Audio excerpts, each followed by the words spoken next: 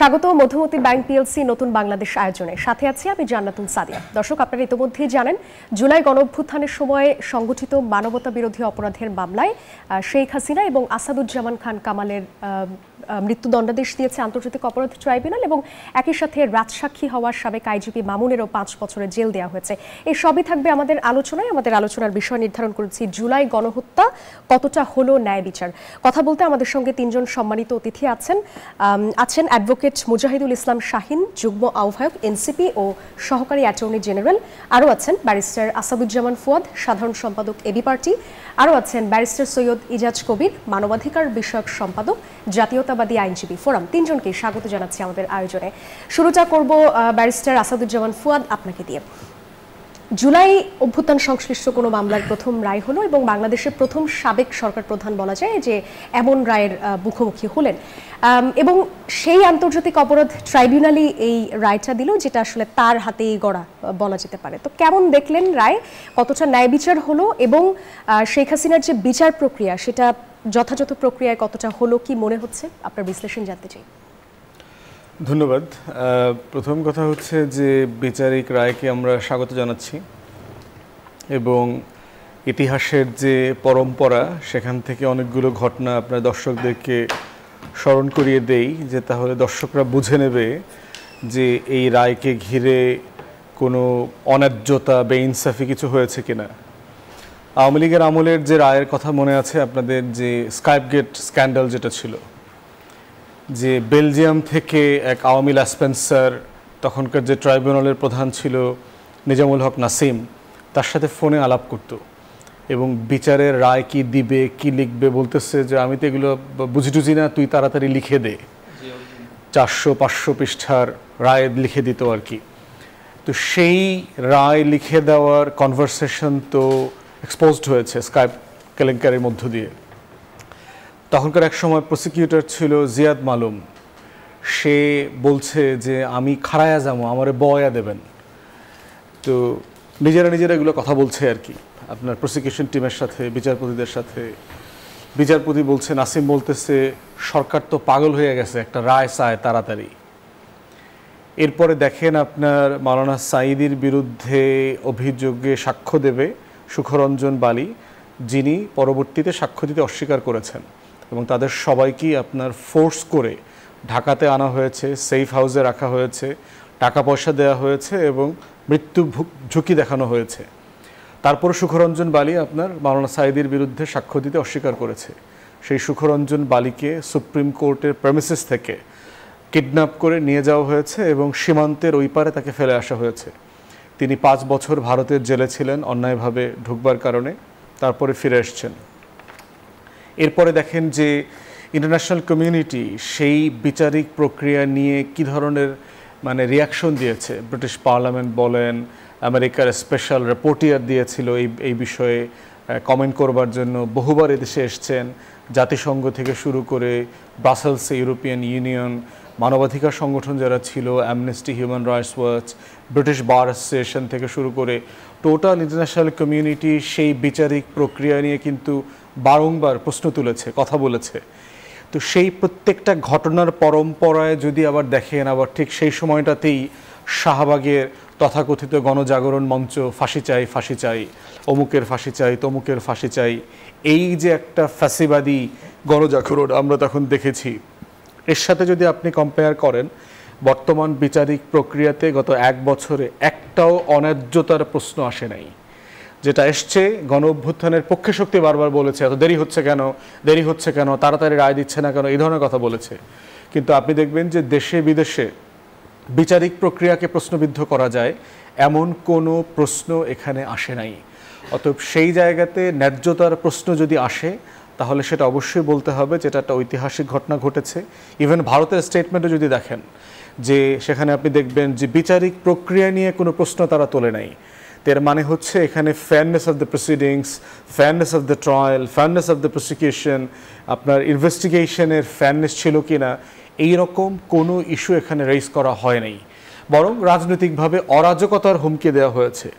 যে আপনার এটা জ্বালায়া দেওয়া হবে। আপনার মনে আছে কয়েকদিন আগে গত সপ্তাহে অনেকগুলো লাশের টুকরা আপনার পাওয়া গেল ট্রাইব্যুনালের সামনে, মানে বিচারিক প্রক্রিয়ার সাথে যারা জড়িত তাদেরকে হুমকি দেওয়া হচ্ছে, দেখে নেওয়া হবে, ককটেল বিস্ফোরণ করা।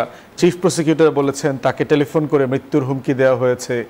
এই ঘটনাগুলো প্রমাণ করে যে আসলে কারা কারা ন্যায্যতার জন্য বিচার করছেন এবং কারা কারা আসলে প্রতিশোধের জন্য বিচার করেছেন।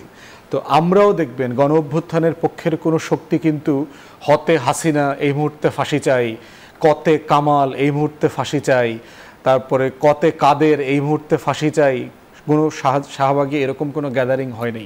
সবাই বলেছে আমরা বিচার চাই। এবং আমরা বারবার বলেছি যে শেখ হাসিনার বিচারও ব্রুটালি ইনসাফের সাথে করতে হবে, কারণ এটার মধ্য দিয়েই হচ্ছে গণ অভ্যুত্থানের পরের যে বাংলাদেশ, যেখানে আমরা নতুন রাজনৈতিক বন্দোবস্তের কথা বলছি, এটা মানদণ্ডই হবে যে আমার শত্রুর সাথে, আমার সবচেয়ে ইতিহাসের ঘৃণিত ব্যক্তিকে আমি ন্যায্যতার সাথে বিচার করতে পেরেছি কিনা।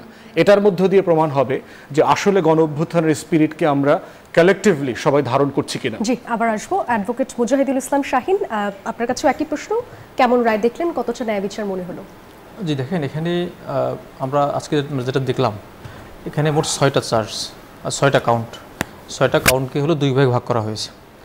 আমাদের সামনে 24 কিন্তু আমরা এখনও চোখে দেখতেছি, একটু চোখ বন্ধ করলে 24 আমাদের সামনে ভেসে আসছে। এখানে এভিডেন্সগুলো এখনও খুবই রিসেন্ট এবং সবার চোখের সামনে ঘটনাগুলো ঘটে গেছে।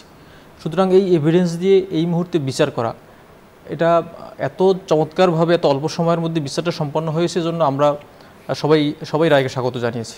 আপনি দেখেন এই বিচারের মধ্যে 6টা যে কাউন্টের কথা বলা হয়েছে, এর মধ্যে শুরুতে হলো আপনার 14ই এপ্রিল, মানে 14ই হলো জুলাই, 14ই জুলাই শেখ হাসিনা যখন হুমকি দিলেন এবং রাজাকারের বাচ্চা বলে হুমকি দিলেন, বা রাজাকারের মানে নাতিপুতিরা কি মানে করছে কিনা, কি বলে আন্দোলন করতেছে কিনা, এইসব বিষয়ে।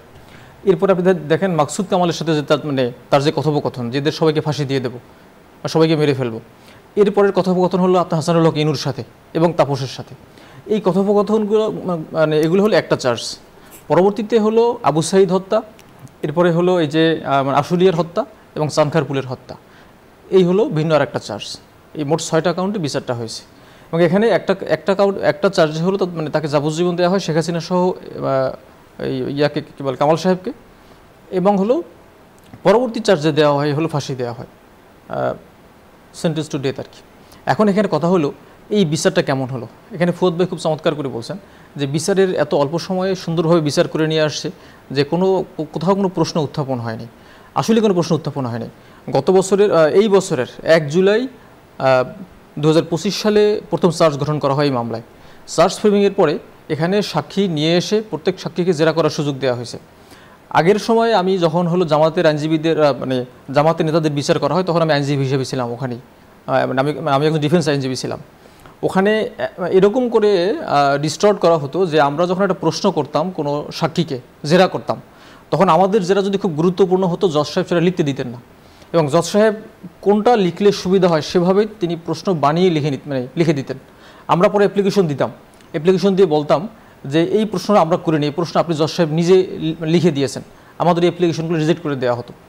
সুতরাং এরকম কোনো প্রশ্ন কিন্তু মানে এই যে উত্থাপন হয় নাই।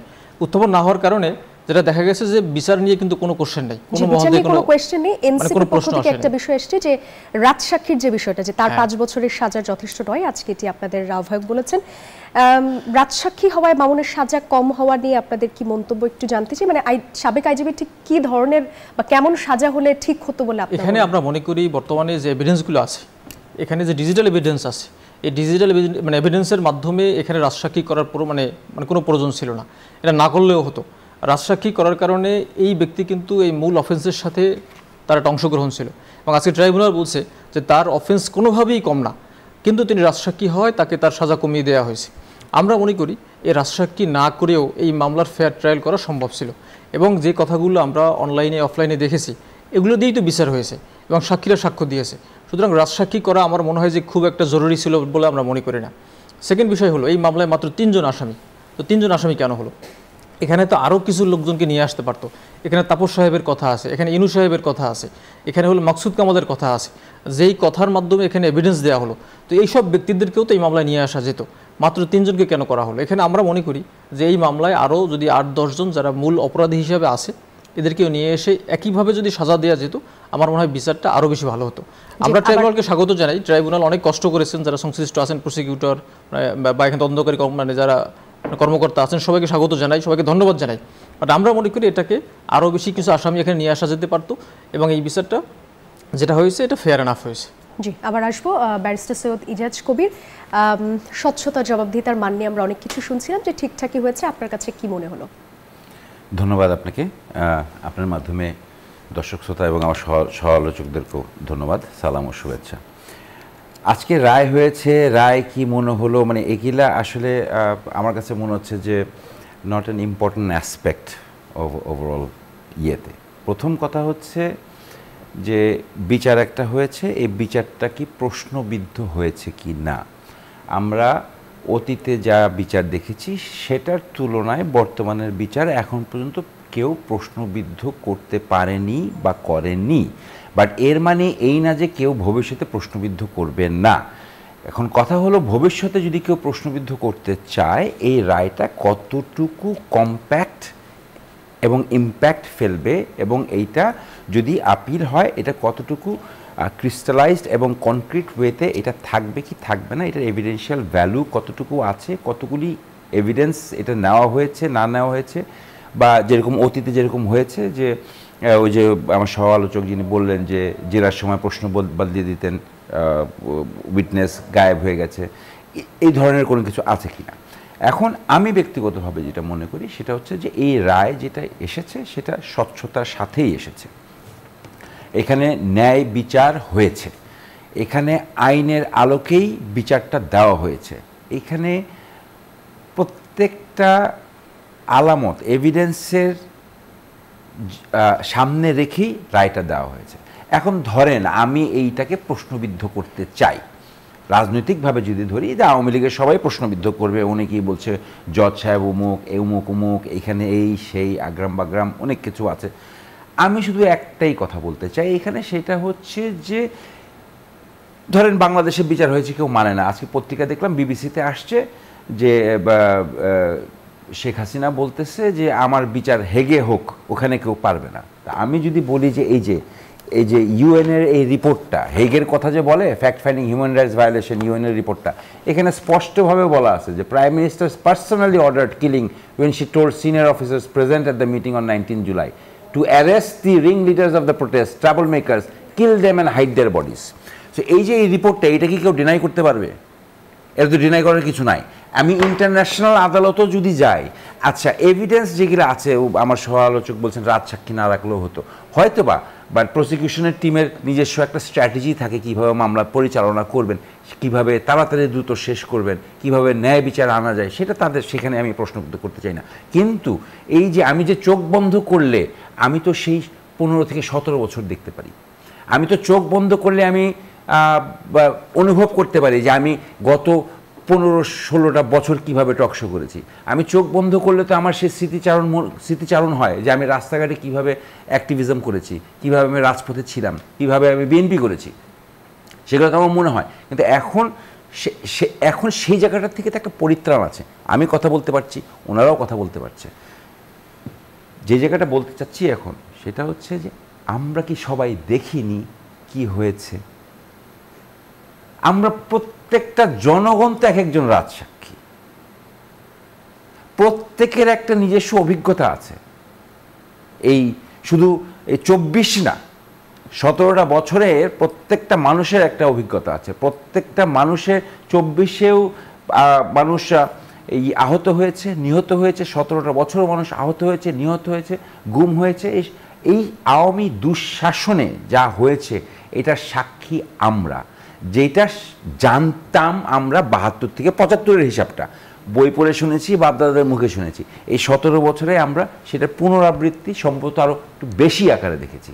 ঠিক আছে, সো 72 থেকে 75-এ আমরা শুনেছি যে গণহত্যা হয়েছে জাসদের, হ্যাঁ, আর আমরা এই 17 বছর দেখেছি কিভাবে রাজনীতিকরণ করে আপনার রাজনীতিকে প্রাধান্য না দিয়ে আনুগত্যকে প্রাধান্যত্ব দেওয়া হয়েছে। ঠিক আছে, একটা ইনস্টিটিউশনকে দাঁড় না করিয়ে কিভাবে মন গড়া ব্যক্তিকে দিয়ে একটা ইনস্টিটিউশনকে পরিচালনা করা হয়েছে।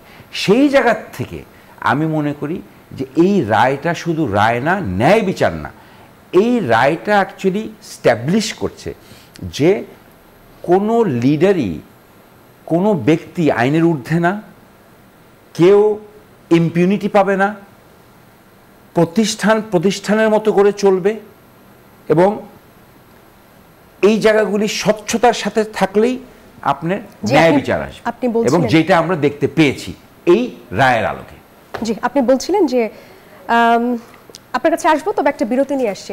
দর্শক, আপনারা দেখছেন মধুমতি ব্যাংক পিএলসি নতুন বাংলাদেশ। একটা বিরতির পর ফিরছি আবারও।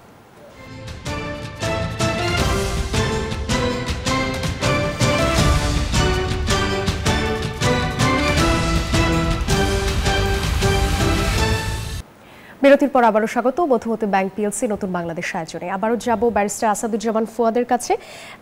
শেখ হাসিনার রায়ের পর আজকে আইন উপদেষ্টা আসিফ নজরুল বলছিলেন যে শেখ হাসিনাকে ফেরাতে ভারত সরকারের কাছে চিঠি দেয়া হবে। আমরা এর মধ্যে আপনি নিজেও ভারত সরকারের পক্ষ থেকে যে বিবৃতিটা দিয়েছে সেটার সেই স্টেটমেন্টের কথাও বলছিলেন যে তারা বিষয়টি নজরে রেখেছে। এর মধ্যে আমি বিবিসি বাংলার একটা প্রতিবেদন দেখছিলাম, সেখানে বলা হচ্ছে যে কৈফিয়তের জন্য চাপ বাড়লেও শেখ হাসিনাকে আপাতত ভারত ফেরাচ্ছে না, এমনটাই মোটামুটি আভাস পাওয়া যাচ্ছে। তো এই যখন পরিস্থিতি, তখন রায় তো হলো, কিন্তু কার্যকরের জন্য হাসিনাকে তো দরকার।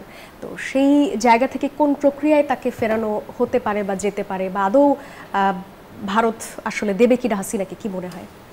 প্রথম কথা হচ্ছে যে আপনার বিশ্বের এরকম বহু স্বৈরাচারের বিচার হয়েছে, ইন অ্যাবসেন্সিয়া হয়েছে, এবং তাকে আসলে কখনো মানে এটাকে কনভিকশনের যে মুখোমুখি করা সেটা সুযোগ হয়ে ওঠে নাই। তাহলে তারপরেও কেন আমরা বিচারটা করলাম? আমরা জানি যে হাসিনা, কামাল এরা দেশে নাই, এদেরকে ভারত ফেরত দেবে না, এটা জেনেও কেন একটা বিচারের মুখোমুখি করা হয়েছে?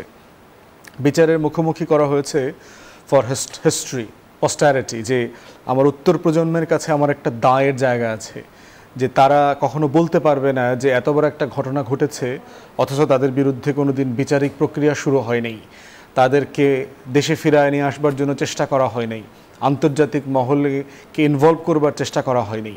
এই কথাটা যেন কোনোদিন না আসে।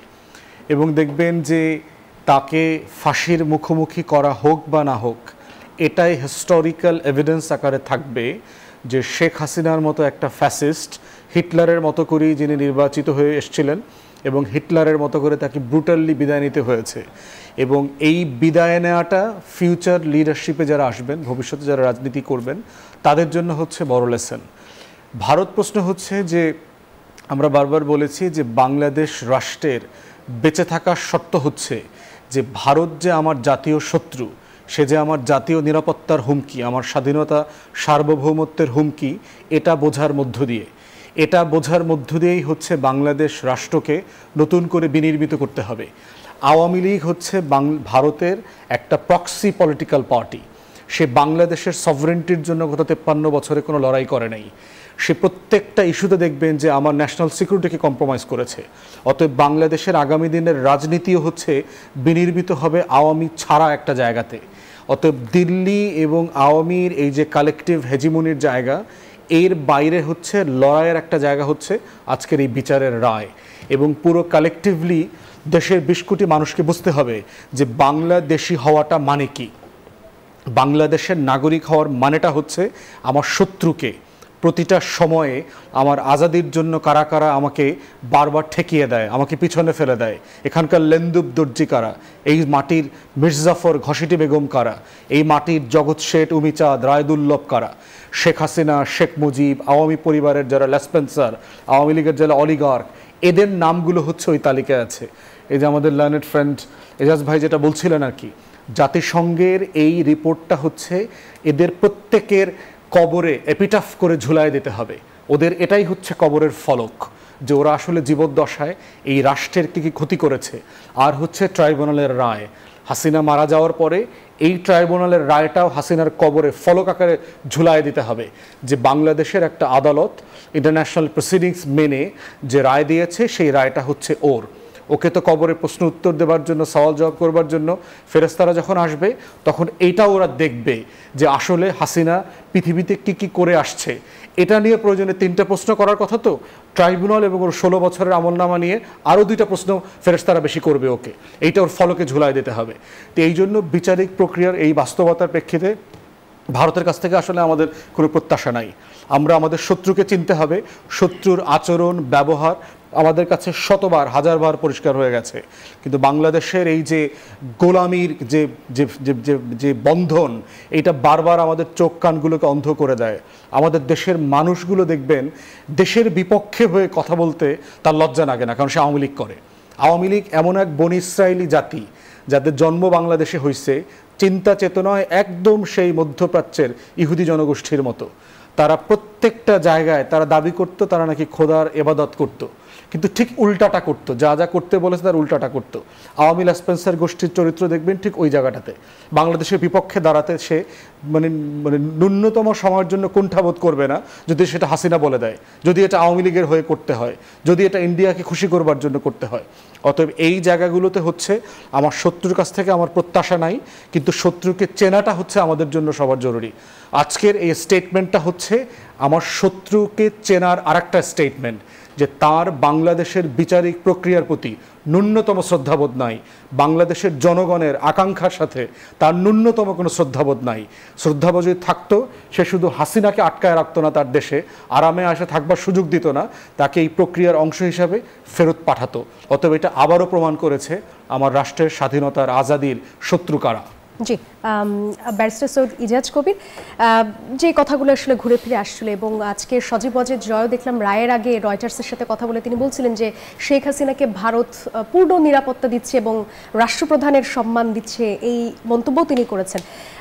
এখন যে পরিস্থিতি রায়ের পর বা রায়কে ঘিরে, ভারত কি বাংলাদেশের অনুরোধে বা আহ্বানে সাড়া দেবে কিনা বা কর্ণপাত করবে কিনা, কি মনে করেন? ডাজ ইট ম্যাটার যদি সারা এই রায় কার্যকর হতে হবে না? কারণ জুলাইয়ের পক্ষের শক্তিরা যারা জুলাইয়ে হত্যাকাণ্ডের শিকার হয়েছে, রায় হয়ে গেছে, আসামিকে না পাওয়া গেলে কার্যকর হবে না, আসামিকে পাওয়া গেলে কার্যকর হবে। বাট ভারত কি করবে কি করবে না, ভারত তো আর আমাদের বাংলাদেশের আভ্যন্তরীণ রাজনীতির বিষয় না। যেহেতু ভারতেই আছেন, ভারত হচ্ছে একটা আন্তর্জাতিক রাজনীতির বিষয়। এখন ভারত কি করবে কি করবে না এটা ভারতই ভালো বুঝবে। এখন ভারত কি আওয়ামী লীগের সাথে বন্ধুত্ব রাখবে না ভারত বাংলাদেশিদের সাথে বন্ধুত্ব রাখবে, এটা ভারতের সিদ্ধান্ত নিতে হবে, সোজা হিসাব, এর বাইরে আর কোনো কথা নাই। আমরা একটা কথা বলি, যতবারই আমরা বাংলাদেশের হয়ে কথা বলেছি আমাদেরকে বলা হয়েছে অ্যান্টি ইন্ডিয়ান। আমি আগে যা বলেছি গত 17 বছর, আমি আজকে সংক্ষেপে এইটা আমি আবার একটু বলে যাই। আমাদের দেশে অ্যান্টি ইন্ডিয়ান আর প্রো পাকিস্তানি বলে কোনো কনসেপ্ট নাই। আমাদের দেশে আছে pro Bangladeshi and anti Bangladeshi concept. আমরা হলাম প্রো বাংলাদেশি। আমরা যখন বাংলাদেশ নিয়ে কথা বলি আমাদেরকে ট্যাগিং দেওয়া হয় অ্যান্টাই ইন্ডিয়ান অথবা প্রো পাকিস্তানি। আপনি বাংলাদেশের স্বার্থ নিয়ে কথা বলেন, আপনাকে বলা হবে আপনি অ্যান্টি ইন্ডিয়ান অথবা pro Pakistani. This is number 1। Number 2, ভারতকে বুঝতে হবে, হ্যাঁ ভারত অনেক বড় দেশ, আমার চারপাশে ভারত, কিন্তু আক্ষরিক অক্ষরে না বললেও মানে এমনি not in a literal sense, but আমি আমার মানচিত্র আঁকতে পারি ভারত ছাড়া, ভারত কিন্তু তাদের মানচিত্র আমাকে ছাড়া আঁকতে পারে না। তো ভারতকে বুঝতে হবে যে বাংলাদেশ ছাড়া ওদের চলবে না, মানে বাংলাদেশ যে ওদের বগলতলায় থাকবে এমন কোনো কথা না। এত বড় দেশও বাংলাদেশের বগলতলা বাংলাদেশ নিতে পারে, এটা ভারতকে বুঝতে হবে, এবং এটা প্রমাণ হচ্ছে জিয়াউর রহমানের শাসনামল। 3য় নাম্বার কথা, আমি হাসিনার আমলে টক শোতে বলে এসেছিলাম যে 72 থেকে 75-এর জন্যে 3 বছরের শাসনের জন্যে 7 বছর করে পিছিয়ে 21 বছর পর তারা ক্ষমতায় আসছে। আমি ওই টক শোতে বলে আসছিলাম যদি 25 সালও যদি ধরি 15 বছরের শাসন আমলের জন্যে 105 বছর আওয়ামী লীগ ক্ষমতায় আসবে না, এবং আমি বললাম তো আওয়ামী লীগ 105 বছরও ক্ষমতায় আসবে না যদি আমরা কোনো রাজনৈতিক ভুল না করি। 4র্থ হলো ভারতকে খুব ভালোভাবে বুঝতে হবে যে তাদের মাটিতে ব্যবহার করে আমার ভূখণ্ডকে অস্থিতিশীল করা যাবে না, এবং কারা করে এবং ঐতিহাসিকভাবে কারা করে এসেছে সেটার দায়বদ্ধতা নিতে হবে, সেটা তাদেরকে ইঙ্গিত করে, সেটা তাদেরকে বলে দিতে হবে কারা করেছে। যেরকম আমি বলি, প্রেসিডেন্ট জিয়াউর রহমান সাহেবের শাসনামলেই ভারতের মাটি ব্যবহার করে ওনার শাসনামলে আমার বর্ডারে অনেক অস্থিতিশীল পরিবেশ সৃষ্টি করা হয়েছিল। কারা ছিল সেই ব্যক্তিরা, কাদেরকে সাপোর্ট দিয়েছিল, কে সাপোর্ট নিয়েছিল, কেন সাপোর্ট নিয়েছিল, এগুলার প্রশ্ন আস্তে আস্তে আস্তে আসবে। ভারতকে দিতে হবে, না হলেও ভারতকে ক্ষমা চাইতে হবে। যদি বন্ধুসুলভ আচরণ চায়, আমরা কেউ অ্যান্টি ইন্ডিয়ান না, আমরা প্রো বাংলাদেশি, আমরা বাংলাদেশি পিপল। বাংলা বলে কোনো কথা নাই, বাংলা ছিল স্বাধীনের আগে, সেই কনসেপ্ট স্বাধীনের আগে। বাংলাদেশ স্বাধীন হয়ে যাওয়ার পরে এটা বাংলাদেশ, আমরা সবাই বাংলাদেশি, এটা মাথায় রাখতে হবে। সো ভারত কি করবে না করবে এটা ভারতের বিষয়। ভারত বাংলাদেশের সঙ্গে সম্পর্ক না রেখে যদি মনে করে যে ভারত ভালো থাকতে পারবে, থাকুক না।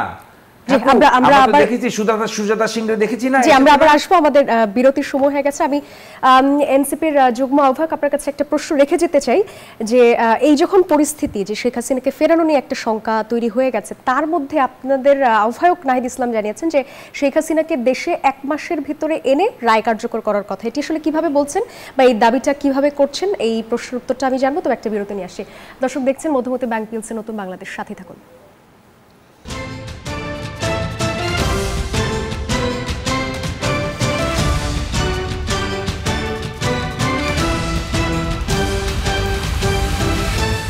বিরতির পর আবারও স্বাগত মধুমতি ব্যাংক পিএলসি নতুন বাংলাদেশ আয়োজনে। যাব অ্যাডভোকেট মুজাহিদুল ইসলাম শাহিন আপনার কাছে। এনসিপির দাবি অনুযায়ী 1 মাসের মধ্যে শেখ হাসিনার রায় কিভাবে কার্যকর করা সম্ভব? দেখুন, আমাদের সাথে কিন্তু আমাদের দেশের সাথে ভারতের 2013 সালে একটা বন্দি প্রত্যর্পণ চুক্তি আছে। সেই চুক্তি অনুযায়ী কিন্তু যদি ইন্ডিয়ায় কোনো বন্দী থাকে, বাংলাদেশে যদি কোনো প্রিজনার থাকে বা যদি কোনো ব্যক্তি থাকে যারা বাংলাদেশ সাজাপ্রাপ্ত, এই সাজাপ্রাপ্ত বন্দীকে বন্দি প্রত্যর্পণ চুক্তি অনুযায়ী বাংলাদেশে নিয়ে আসা সম্ভব। সেক্ষেত্রে বাংলাদেশের পক্ষ থেকে যদি দাবি জানানো হয় যে বন্দি প্রত্যর্পণ চুক্তি অনুযায়ী বা এক্সট্রাডিশন চুক্তি বা যে এগ্রিমেন্ট আছে সেটা অনুযায়ী বাংলাদেশে এই সাজাপ্রাপ্ত আসামিকে আপনি বাংলাদেশে পাঠিয়ে দেন, তাহলে সেই অনুযায়ী আমি মনে করি যে ভারতের উচিত হবে শেখ হাসিনাকে বাংলাদেশে পাঠিয়ে দেয়া। এবং বাংলাদেশে যদি পাঠিয়ে দেয়া, ভারত অলরেডি বলছে যে তারা শেখ হাসিনার ব্যাপারে তাদের অবস্থান যা সেটা সেই জায়গা থেকে নড়বে না, তো সেই জায়গা থেকে তারা আজকে বলেছেন। কিন্তু আমরা রাষ্ট্রীয়ভাবে যদি এই জাজমেন্টের বিষয়টা উল্লেখ করে আমরা যদি ওই বন্দি প্রত্যর্পণ চুক্তি অনুযায়ী আবেদন করি ভারতের কাছে, ভারতের আমার কাছে মনে হয় যে বাংলাদেশের স্বার্থে বা বাংলাদেশের দুই পক্ষের স্বার্থে, বাংলাদেশের সাথে তার রাষ্ট্রীয় সম্পর্ক বজায় রাখার স্বার্থে শেখ হাসিনাকে বাংলাদেশে ফিরিয়ে দেওয়া উচিত। এবং শেখ হাসিনা বাংলাদেশে ফিরিয়ে আসলে হয়তো সে আপিলের সুযোগ পাবে, 1 মাসের মধ্যে সাজা কার্যকর হবে না, কিন্তু বিচারিক প্রক্রিয়ার মধ্যে শেখ হাসিনা চলে আসবে। আমাদের যিনি আহ্বায়ক নাহিদ ইসলাম তিনি যেটা বোঝাতে চেয়েছেন যে 1 মাসের মধ্যে তাকে ফিরিয়ে আনার জন্য যে কার্যক্রমগুলো রাষ্ট্রীয়ভাবে করা দরকার সেগুলো করেন। সেকেন্ড বিষয় হলো, আজকে এই রায়ের একটা খুবই গুরুত্বপূর্ণ বিষয় আছে। সেই বিষয়টা হলো ইতিপূর্বে ট্রাইব্যুনাল যে রায় দিয়ে রায়গুলো দিয়েছেন সেখানে কোনো আসামির কোনো সম্পদ বাজেয়াপ্তির কোনো আদেশ দেন নাই। আজকের রায়ের মধ্যে সুনির্দিষ্টভাবে উল্লেখ করেছেন বিচারপতি সাহেব, আমরা যেটা শুনেছি যে এই যে 2 জন আসামি শেখ হাসিনা এবং হলো স্বরাষ্ট্রমন্ত্রী কামাল সাহেব, এই 2 জন ব্যক্তির সমস্ত সম্পদ বাজেয়াপ্তর জন্য কিন্তু ট্রাইব্যুনাল নির্দেশ দিয়েছে। আমি মনে করি রায় বাস্তবায়নের ক্ষেত্রে শেখ হাসিনা যদি বাংলাদেশে নাও থাকে বা কামাল সাহেব যদি নাও থাকে, তাদের সম্পত্তি বাজেয়াপ্তর মাধ্যমেও এই রায়ের একটা আংশিক অবস্থা আংশিক কার্যক্রম বা বাস্তবায়ন করা সম্ভব। সুতরাং আমাদের আহ্বায়ক নাহিদ ইসলাম যেটা বলেছেন সেটা প্রপারলি বলেছেন যে এই সাজা কার্যকরের ব্যবস্থা করতে হবে। কার্যকরের একটা হলো উনি যদি বাংলাদেশে থাকে তাহলে তার এক্সিকিউশনের মাধ্যমে বা তাকে আপিল করার মাধ্যমে বা পরবর্তী স্টেপে যাওয়া। সেকেন্ড বিষয় হলো ট্রাইব্যুনাল যে রায় দিয়েছেন তাদের সম্পদ বাজেয়াপ্তর মাধ্যমে সেই বিষয়টাও ট্রাইব্যুনালের আদেশের রায়ের আলোকে রাষ্ট্র সিদ্ধান্ত নিয়ে এগুলো বাস্তবায়ন করবে। জি, আরেকটা বিষয় যে এনসিপির সংবাদ সম্মেলন থেকে আসছে যে দল হিসেবে এবার আওয়ামী লীগের বিচার শুরুর দাবি আপনারা জানিয়েছেন। আসলে রাজনৈতিক কর্মকাণ্ড নিষিদ্ধ আওয়ামী লীগের আসলে ঠিক কি দল হিসেবে কি বিচার আপনারা চান? দেখুন, আপনি ওই যে আওয়ামী লীগের কিন্তু তার রেজিস্ট্রেশন স্থগিত আছে, দল হিসেবে কিন্তু সে এখন এক্সিস্ট করে। সুতরাং ট্রাইব্যুনালের উচিত, ট্রাইব্যুনালে কিন্তু কোনো বাদী হয়ে মামলা করা লাগে না। ট্রাইব্যুনাল ইটসেলফ তারা চাইলে তদন্ত সংস্থা একটা মামলা তদন্ত রেজিস্টার নাম্বার ওপেন করে তারা কিন্তু তদন্ত করে একটা চার্জশিট দিয়ে কিন্তু বিচারের আওতায় নিয়ে আসতে পারে। এজন্য আমি আহ্বান জানাবো ট্রাইব্যুনালে যারা সংশ্লিষ্ট আছেন তাদের কাছে যে আওয়ামী লীগের বিচারের জন্য কোনো ব্যক্তির বাদী হয়ে মামলা করার প্রয়োজন নাই। আপনারা ইটসেলফ আপনারা নিজেরাই পারেন এটা ইনভেস্টিগেশন করে চার্জশিট সাবমিট করে কোর্টে এরপর তার বিচারের ব্যবস্থা করা। যেহেতু আইন সংশোধন হয়েছে, আইন সংশোধন হওয়ার পরে কিন্তু এখন এটা সম্ভব, যেটা আগে ছিল না। তো যেহেতু সংশোধন হয়েছে আইন, একটা দলের বিচার করা সম্ভব। দলের বিচারের ক্ষেত্রে কী কী প্রক্রিয়া নিতে হবে সেটা ট্রাইব্যুনালের সংশ্লিষ্ট যারা আছেন তারা অনেক অভিজ্ঞ, তারা সবাই জানেন। সুতরাং দলের বিচারের জন্য কার্যকর পদক্ষেপ গ্রহণ করা। অনেক ধন্যবাদ ব্যারিস্টার আসাদুজ্জামান ফুয়াদ। এই রায়ের মধ্য দিয়ে আগামী দিনের রাজনীতিতে হাসিনা পর্বের সমাপ্তি হলো কিনা? দেখেন, হাসিনার পর্বের সমাপ্তি গত বছর ঘটে গেছে বিচার ছাড়াই।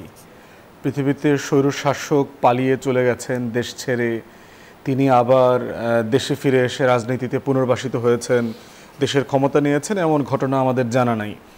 গত শতাব্দীর অথবা এই শতাব্দীরও শুরুর দিকগুলোতে দেখেন যেখানে সেখানে স্বৈরাচাররা ছিল তাদের পরিণতি কী হয়েছে। সাদ্দাম হোসেন দেখেন, সাদ্দাম হোসেনের বংশধর পার্টির কেউই কিন্তু পলিটিক্সে ফিরে আসে নাই। গাদ্দাফি দেখেন, একই সিচুয়েশন লিবিয়াতে। সিরিয়াতে দেখেন আসাদ পালিয়ে চলে গেছে, ফিরে আসে নাই। এই ঘটনাগুলো হিটলার মুসোলিনির পর্বে যারা ছিল, চসেস্কে ছিল রোমানিয়াতে, কেউ তারা পলিটিক্সে ফিরে আসে নাই। অতএব সেই জায়গাতে আওয়ামী লীগের রাজনীতি is dead and is gone, dead and dusted. এবং আওয়ামী লীগের এই গ্রামগঞ্জের যারা ছোটোখাটো লেসপেন্সার ছিল তাদেরকে এটা বোঝাটা জরুরি যদি তারা বাংলাদেশে শান্তিতে থাকতে চায়। এবং দেখেন এই যে কয়দিন পর পরে হাসিনা যে কর্মসূচি দেয়, আওয়ামী লীগের যারা নন বেনিফিশিয়ারি অংশ, সবাই তো আওয়ামী লীগের রুটি রুজির অংশ ছিল না। হয়তো আওয়ামী লীগে ভোট দিত, আওয়ামী লীগের লোকদের সাথে একটু মিশতো টিশতো, এক দুইটা মিছিল মিটিংয়ে গেছে। এই মানুষগুলো কিন্তু মোটামুটি সেমি ওপেন হয়ে গেছিল গত এক বছর। বাজার টাজারে একটু যাওয়া আসা করা টরা, হাঁটা চলা করা টরা এগুলো করছিল। এই রিসেন্ট কর্মসূচিতে যেটা দেখলাম, গ্রামে গঞ্জে কিন্তু আবার ব্যাপক ধরপাকড় হচ্ছে। এরপরে আছে বাংলাদেশে রাজনৈতিক দলগুলো মামলা বাণিজ্য করে, পুলিশের একটা অংশকে মিলায়। তো লোকাল থানাগুলোতে ওদেরকে ধরার জন্য আবার বিভিন্ন রাজনৈতিক দলের নেতাকর্মী এবং পুলিশ মিলে আবার মামলায় ঢুকাই দিচ্ছে, আবার চাঁদাবাজি হচ্ছে। অতএব এই লোকগুলো কিন্তু নতুন করে আবার বিপদে পড়েছে। অতএব এই যে আওয়ামী লীগের নীরব বিশাল অংশের একটা পুনর্বাসন প্রক্রিয়া চলমান ছিল, আওয়ামী লীগের এই রিসেন্ট কর্মসূচি কিন্তু সেটাকে আবার বাধাগ্রস্ত করছে। অতএব এটা যেটা করছে, আওয়ামী লীগের নেতাকর্মীর ভিতরে ডিপ্রেশন, ফ্রাস্ট্রেশন আরও বাড়িয়ে তুলছে। এবং এটা আপনি অনলাইনে দেখবেন, আমাদেরকে যে ভাষায় তারা গালাগালি করে, এই গালাগালিটাই বুঝবেন যে একটা মানে what is level of frustration. যার আর কিচ্ছু নাই, সে ঘরে বসে আপনাকে আপনার বাপ মা তুলে দুটো গালাগালি করে দিল আর কি। এটাই তার হচ্ছে রিলিফ, ভেন্টিলেট করবার একটা জায়গা আর কি। অতএব আওয়ামী লীগের রাজনীতি ইজ গন, ডেড। এই পলিটিক্স আর ফিরে আসবে না। গণভবনে, জাদুঘরে এটা আওয়ামী লীগের কঙ্কাল নামে একটা জায়গা থাকবে, সেখানে পলিটিক্যাল ডাইনোসর আকারে তার উত্থান পতন দেখানো হবে। ব্যারিস্টার সৈয়দ ইজাজ কবির, শেষ করবো আপনাকে দিয়ে। এই রায় রাজনৈতিক ব্যক্তিদের জন্য কোনো সতর্কবার্তা হিসেবে দেখেন কিনা? এই রায় শুধু রাজনৈতিক ব্যক্তিবর্গ না, আপামর জনসাধারণের কাছে একটি মেসেজ যে কেউই আইনের ঊর্ধ্বে না, এবং বিচারালয় যদি সঠিকভাবে কাজ করে, যেটা অতীতে আমরা দেখিনি,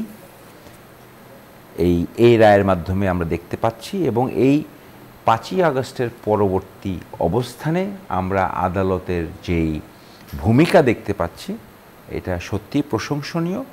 এবং এই আদালতই কিন্তু the defender of the constitution. তো আদালত যতক্ষণ পর্যন্ত ন্যায় বিচার, ন্যায় পথে এবং প্রভাবিত হবে না, আমরা বিশ্বাস করি যে বাংলাদেশ এগিয়ে যাবে এবং মানুষ ন্যায় বিচার পাবে। বাট হ্যাঁ, এই 17 বছরের একটা ধাক্কা, এটা সামাল দিতে কিছু সময় লাগবে। এটা একদিনেই ফুরিয়ে যাবে না, এটা আরও কিছু সময় লাগবে।